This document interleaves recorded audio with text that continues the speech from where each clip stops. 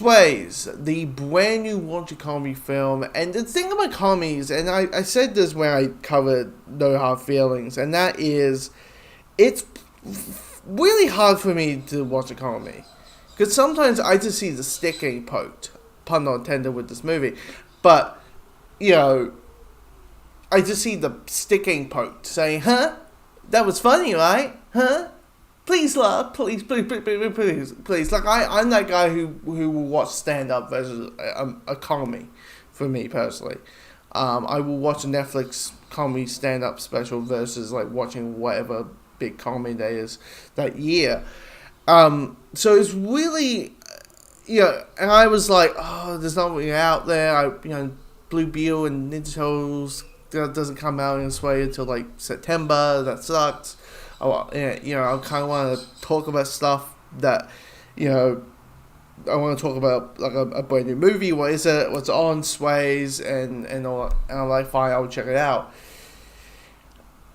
And it kind of falls under the problems I have with comedies, and that is a little bit of laziness with the story. Because there's a mindset that, oh, it's a comedy, just make people laugh. And for me, I'm like, yeah, that's like saying to someone, oh, it's an action movie. We don't need to do character development and story.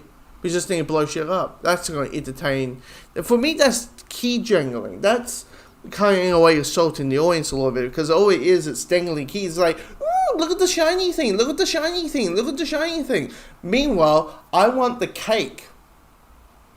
I want the big-ass cake. And you're giving me the cherry. The cherry it's funny. The cherry is raunchy. The cherry in an action movie, that shit is blowing up and there's cool action sequences out through the film.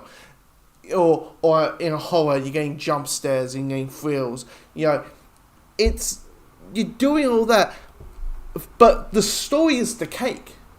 What you're doing and what you put in there is just the cherry on top. You know what I mean?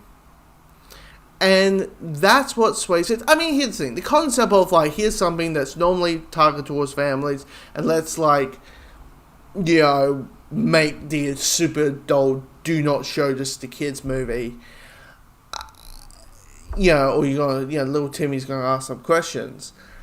I mean, I get you.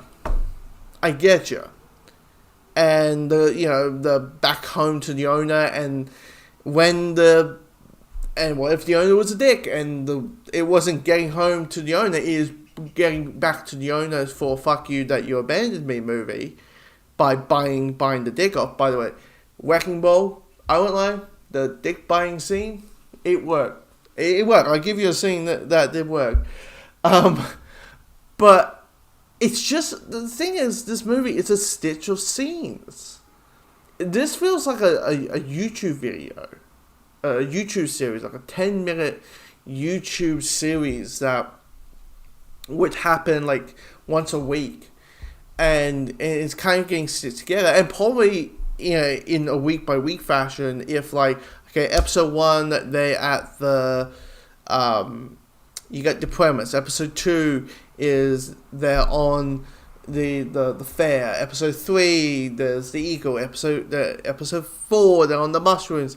You got all these chunks, and it would kind of be like, oh my god, now they're on this. Oh my god, this is hilarious. Oh my god, this is funny. But as a movie, it just feels very numb, really. For me, it kind of felt very numb with the jokes. Like, having the concept of just one of the dogs having a massive dick, and they keep making jokes about him having a massive dick, and him doing puns and things about this one dog's big penis. Yeah, that would work in chunks. You may say in inches, you may say. I get it. This movie is going to hit people in different ways. You know what I mean? It's going to hit people in very different ways. But, I mean, the voice acting is good.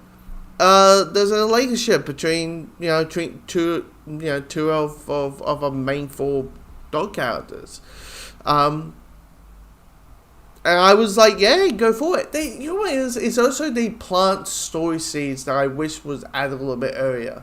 Like, I wish that okay, you got Jane Fox's character being a dick. I kind of wish that it was a little bit more earlier, and so it doesn't feel a little bit tacked on and feels like, well, okay, and it's now time to add this character's character development reason, and here you go. I kind of wish it was a little bit earlier, and so it plays on and it plays on, and so there's a little bit more. So for the first, like, I don't know, 45 minutes of the movie, it doesn't feel like this is just the loud one note character. Now there's some depth towards it, and we have, we all understand why out through it.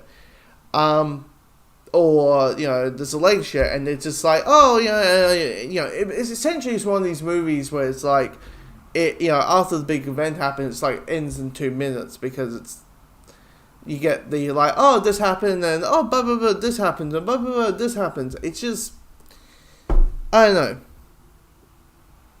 I think as a writer, I think I get a little bit, me as a screenwriter, I think sometimes I get a little bit lackluster on comedies, because it's like, oh yeah, all the things can just get chucked out of the window.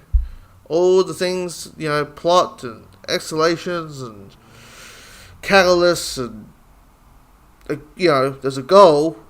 Who, what, when, how, why, who are these people, all that type of stuff. But yeah, did I felt the stick getting poked a few times, saying, haha, is it funny, is it funny? A little bit. I am that person who's more likely going to watch, if I feel like watching something funny, I'm more likely going to watch a Netflix stand-up special, honestly. And, yeah.